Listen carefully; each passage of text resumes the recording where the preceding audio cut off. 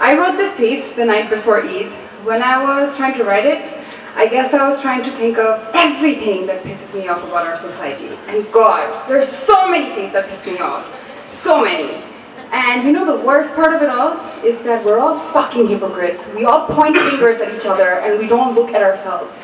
And if you look like me, if you talk like me, if you sound like me, people don't take you seriously. People are like, "Tumi ki jano, tumi ki korba." So, anyways. This piece is called The Irony of Being Patriotic. What does it mean to be patriotic? To take up arms and fight for liberty, united against a common enemy that laid claim to our territory? Those who ruled our land and rewrote our history, who fueled intolerance through ruthless division, who proclaimed truth spoken to be acts of treason, punished and killed for speaking your tongue, telling the truth, or even expressing an opinion. I know how the song goes. We all hear it every year, at least once. Amar bhaiyer rakte rangano 21 February Ami ki bhulite pari. That's the gist of it anyway.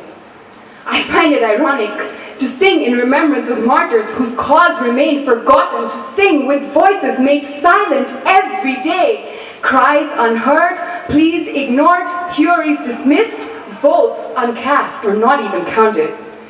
It seems that over the years, we have become our own worst enemies, forsaking ideals our nation was built upon, even before that black night in 1971 when progressive minds were picked off one by one and killed. Planned to perfection, a ruthless genocide, strategic annihilation through murder and rape, bodies of Hindus and Muslims lay side by side in graves that marked the price of freedom. My eyes have never borne witness to such atrocities. Maybe that's why they're not blinded by obedience nor hardened by years of experience of succumbing to a mind-numbing reality. Ours is a generation of drifters and dreamers, our minds opened as we seek new horizons, propelled by advance of technology and expanse of our travels. They tell us our visions don't belong, that we are corrupted by Western ideals. They try to shame us for not hiding behind closed doors and for living our lives openly. They try to undermine us for our positions of privilege and ability to speak English fluently, as though this poem would somehow be more valid had I written it in Bengali, as though we are to blame for the institutions that were built from the bones of our revolution. The hope for better futures didn't leave much room for our mother tongue in our British standard education. Books actually glorified oppression and colonization. I find it ironic. They're written by the same damn people who conquered and divided our once great nation. We learned about the creations of the Egyptians, the philosophies of the Greeks, the politics behind the world wars, and that only hippies wanted peace. I find it ironic, or maybe not, that our books never taught us about the ancient civilization of Bengal. No lessons from the great Buddhist scholar Atish Dipankar, born in Bengal, a short distance away from the golden twin temples of Shiva and Kali's cosmic dance eternal, a stone's throw away from the mosque of Baba Adam. We were colonized into our fate to be divided. Feudal lords became slaves, slaves of wealth and power.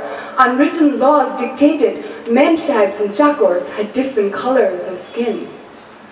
Not to be conditioned into prudish silence, let us dare to be impolite. Hang on, somebody, ring the sirens.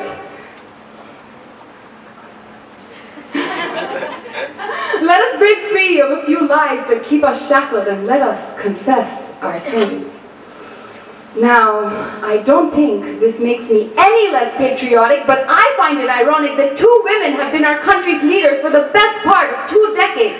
Yet, women get stripped naked in broad daylight and those who are guilty just get away with it. They are protected by those on top for ensuring they never have to get their hands dirty. I find it ironic. Oppression of women in a country where a woman holds the highest position of power. She commands armies, officials, goons, fanatics. Yet, every day, women in our country continue to be silenced. harassed, beaten, raped, and murdered by false priests using God's name. Well, I don't believe in God the same way you do, or you do, or you do, or you do, and that's okay.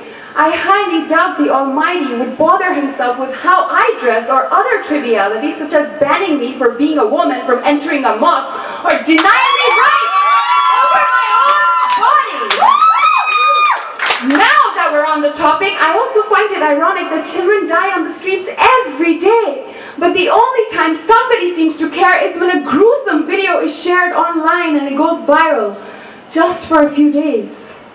I find it ironic that some MP's son shoots his gun while he's sitting in traffic and we post updates on social media about the state of the streets cleared for VIPs to roam in cars that are tax-free as we sit complaining in our air-conditioned bubbles amid peaceful protests by students for education to also be tax-free.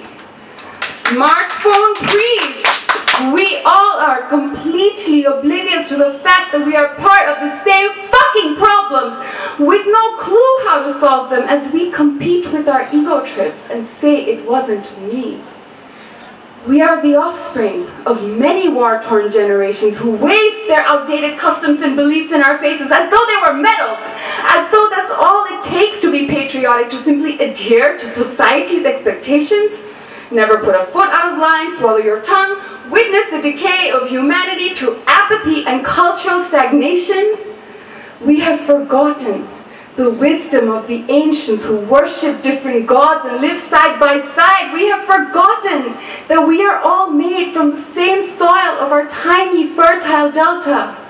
Freedom flows through the veins in our hand. Freedom blows with the wind through fields of gold. Freedom is in our blood. It's in our land's 700 rivers. Before there was country, there was land without borders or lines, shaped by elements and shared by animals and ancients who knew there was no good reason to separate creatures of different habits and faiths. We all bear witness to change in the same 6 seasons.